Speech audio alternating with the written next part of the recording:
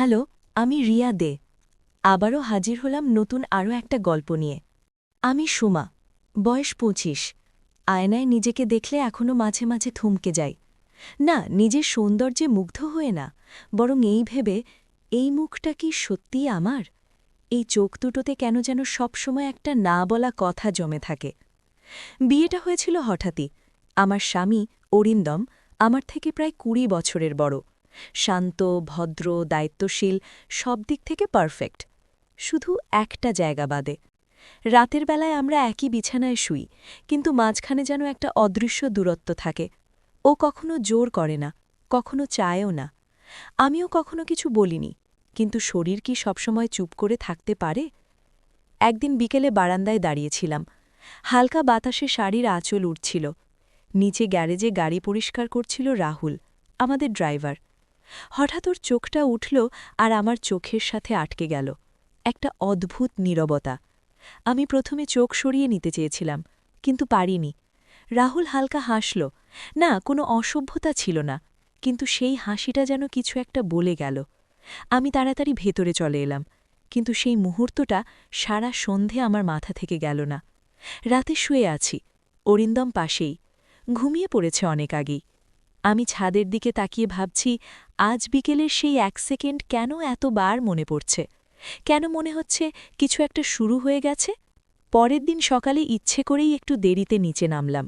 মা বলল, রাহুলকে বলেছি গাড়িটা বার করতে, বাজারে যেতে হবে। আমি কিছু বললাম না, শুধু মাথা নেড়ে গাড়ির দিকে এগোলাম। গাড়ির দরজা খুলে ধরল রাহুল। আমার দিকে তাকালো না, কিন্তু আমি বুঝতে পারছিলাম ও জানে আমি তাকিয়ে আছি। গাড়ি চলতে শুরু করল। পুরো রাস্তা জুড়ে নীরবতা, কিন্তু সেই নীরবতার মধ্যেও একটা অদ্ভুত টান। হঠাৎ আমি বললাম, তুমি কতদিন হলো এখানে কাজ করছ? রাহুল একটু থেমে বলল, ১.৫ বছর। ভালো লাগে? ও হালকা হাসল। সব জায়গা ভালো লাগে না, কিছু জায়গা আলাদা হয়ে যায়। আমি চুপ করে গেলাম। ও কি ইঙ্গিত করল, নাকি আমি বেশি ভাবছি? বাজার থেকে ফেরার সময় হালকা বৃষ্টি নামল। গাড়ির কাছে জল গড়িয়ে পড়ছে। ভেতরে একদম চুপচাপ। হঠাৎ একটা ব্রেক কষল রাহুল। আমি সামনের দিকে একটু হেলে পড়লাম। ওর হাতটা এক মুহূর্তের জন্য আমার হাত ছুঁয়ে গেল।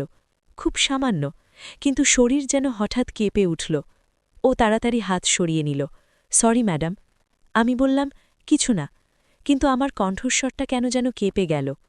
সেদিন রাতে ঘুম আসছিল না, বারবার সেই স্পর্শটা মনে পড়ছিল। একটা প্রশ্ন ঘুরছিল, এটা কি সত্যিই শুধু একটা ভুল করে ছোঁয়া? সেদিন অরিন্দম অফিস থেকে ফিরতে দেরি হবে বলে জানিয়েছিল। বাড়িটা অদ্ভুত চুপচাপ। আমি নিজের ঘরে বসেছিলাম, কিন্তু মনটা স্থির হচ্ছিল না। হঠাৎ নিচে থেকে আওয়াজ এলো, রাহুল হয়তো গাড়ি রেখে যাচ্ছিল। আমি জানালার কাছে গিয়ে দাঁড়ালাম। ও উপরে তাকালো। আজ আর চোখ সরালাম না। কিছুক্ষণ দুজনেই চুপচাপ তাকিয়ে রইলাম। তারপরও ধীরে ধীরে সিঁড়ি বেয়ে উপরে উঠতে লাগল। আমার বুক ধকধক করতে লাগল। দরজার সামনে এসে দাঁড়াল। কিছু বলল না, আমিও না। শুধু কয়েক সেকেন্ড, কিন্তু মনে হচ্ছিল সময়ে থেমে গেছে। ও বলল, ডাকছিলেন? আমি জানি আমি ডাকিনি, তবুও বললাম, হ্যাঁ, মানে একটা কাজ ছিল। কিন্তু আমি নিজেই জানতাম না কি কাজ। ও ভেতরে ঢুকল। দুজনের মধ্যে দূরত্ব খুব কম, শ্বাসের শব্দও যেন শোনা যাচ্ছে। হঠাৎ বাইরে বজ্রপাত হল। আমি একটু চমকে উঠলাম। রাহুল এক পা এগিয়ে এলো, তারপর হঠাৎ থেমে গেল। ওর চোখে একটা দ্বিধা, আমার চোখেও। এই বুঝি কিছু হবে, কিন্তু কিছুই হল না। ও ধীরে ধীরে পিছিয়ে গেল। আমি নিচে যাচ্ছি। দরজাটা বন্ধ হয়ে গেল। আমি স্থির হয়ে দাঁড়িয়ে রইলাম। হাতটা এখনও কাঁপছে। কেন মনে হচ্ছে আজ আমরা কিছু না করেও অনেক কিছু করে ফেললাম? পরের দিন সকালে অরিন্দম হঠাৎ বলল, সোমা, একটা কথা বলবো? আমি চুপ করে শুনছিলাম। আমি অনেক দিন ধরে দেখছি তুমি খুব চুপচাপ হয়ে গেছ। আমার বুক ধক করে উঠল। ওকে কিছু বুঝে গেছে? অরিন্দম বলল, আমি হয়তো তোমাকে ঠিকমতো সময় দিতে পারিনি, কিন্তু আমি চেষ্টা করছি।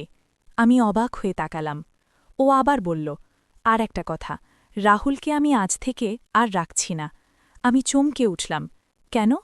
ও শান্তভাবে বলল, কারণ আমি ওর চোখের ভাষা বুঝি। আমার গলা শুকিয়ে গেল।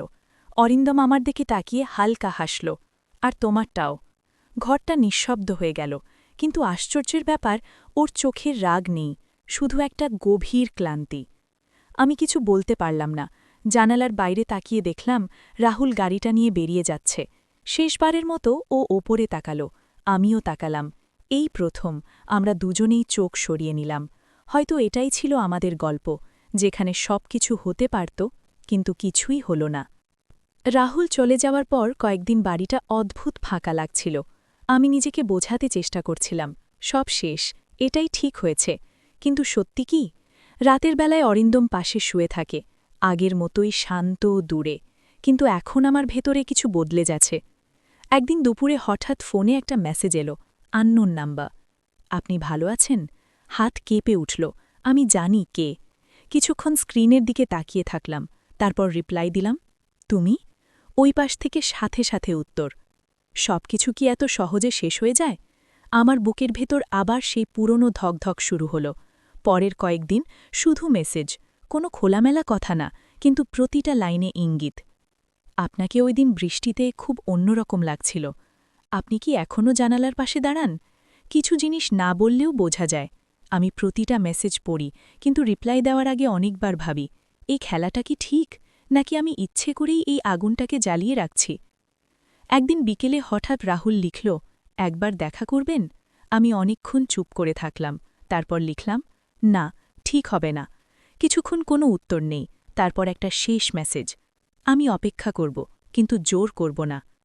সেদিন রাতে আমি বারান্দায় দাঁড়িয়েছিলাম, হালকা বাতাস, ঠিক সেই প্রথম দিনের মতো। হঠাৎ নিচে একটা বাইকের শব্দ, আমার চোখ নিজে থেকেই নিচে চলে গেল। রাহুল। ও ওপরে তাকালো, আমার বুকের ভেতর কেমন যেন আটকে গেল।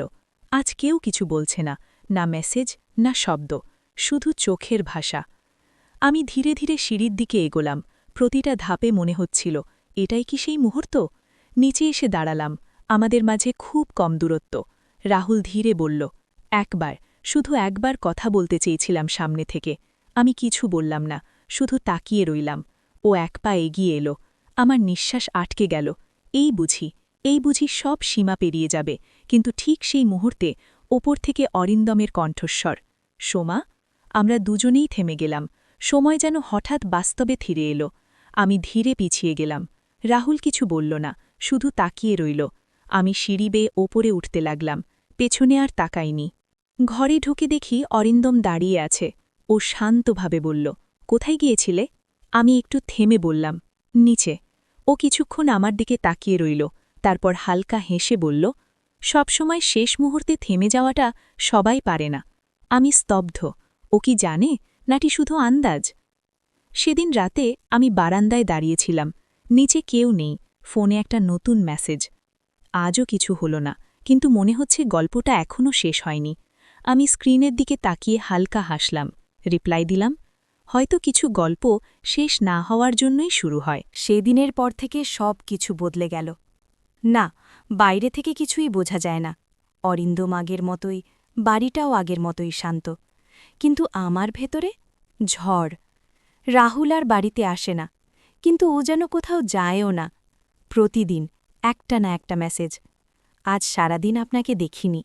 আপনি কি সত্যিই আমাকে ভুলে গেছেন? সেদিন যদি ডাকটা না আসত? আমি পড়ি, চুপ করে থাকি, তারপর আবার রিপ্লাই দিই। নিজেকেই বুঝতে পারি না, আমি কি থামাতে চাইছি না আরও এগোতে। একদিন দুপুরে অরিন্দম অফিসে, বাড়িতে আমি একা।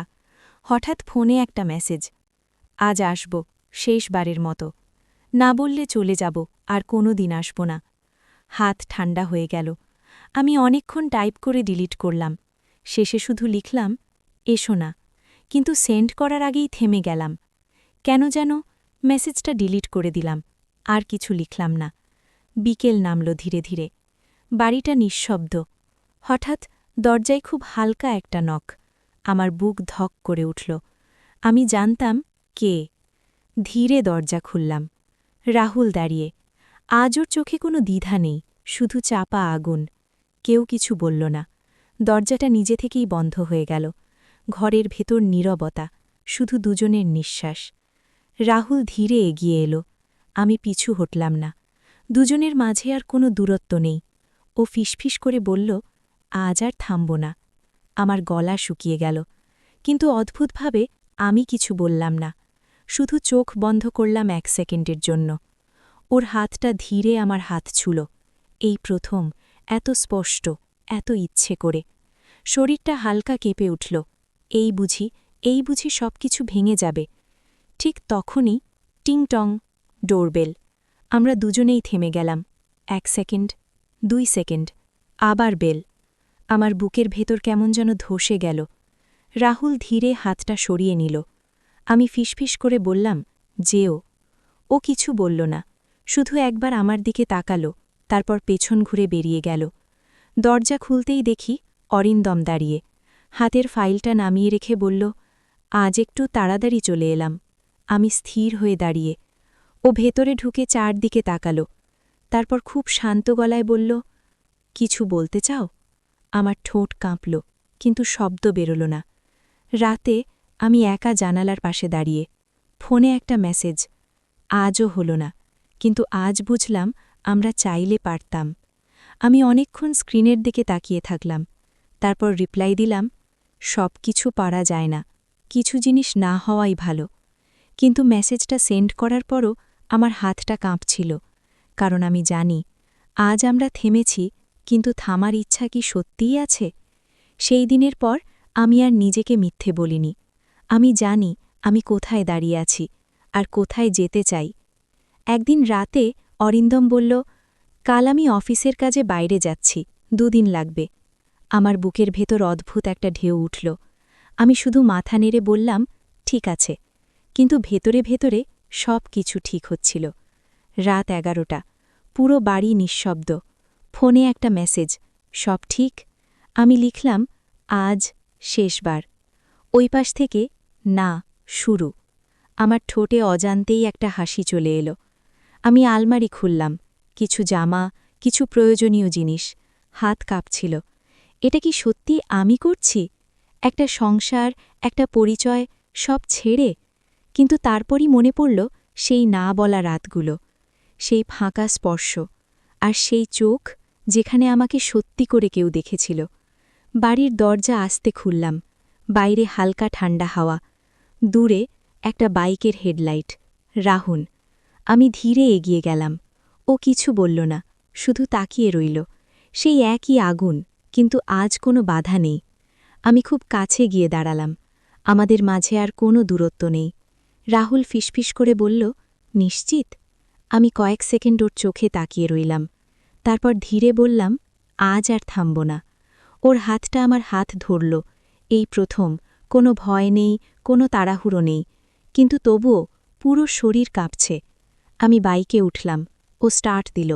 ঠিক সেই মুহূর্তে পেছন থেকে একটা কণ্ঠস্বর, সোমা। আমার শরীর জমে গেল। অরিন্দম। আমি ধীরে পেছনে তাকালাম। ও দাঁড়িয়ে, চুপচাপ, না রাগ, না চিৎকার, শুধু তাকিয়ে আছে। কয়েক সেকেন্ড, কেউ কিছু বলল না। তারপর অরিন্দম হালকা গলায় বলল, এইবার আর থামছ না, তাই তো? আমার গলা শুকিয়ে গেল, কিন্তু আশ্চর্যভাবে আমি মাথা নাড়লাম, না। অরিন্দম একটু হেসে বলল, ভালো। আমি অবাক হয়ে গেলাম।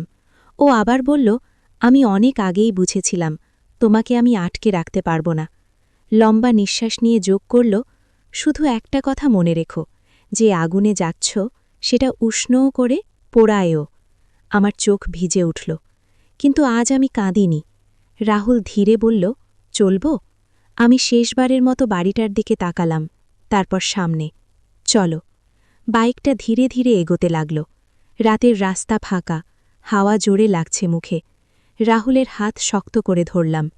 কিছুক্ষণ পরও ফিসফিস করে বলল, ভয় লাগছে? আমি ওর কাঁধে মুখ ঠেকিয়ে বললাম, না, আজ প্রথমবার মনে হচ্ছে আমি বেঁচে আছি। দূরে শহরের আলো মিলিয়ে যাচ্ছে, আর অন্ধকারের মধ্যে একটা নতুন গল্প শুরু হচ্ছে। গল্পটা কেমন লাগলো অবশ্যই কমেন্টে জানাও। এই রকম আরও রোম্যান্টিক গল্প পেতে চ্যানেলটা সাবস্ক্রাইব করে পাশে থাকো, তাহলে নতুন ভিডিও সবার আগে পেয়ে যাবে। আবার দেখা হবে নতুন গল্পে। টাটা।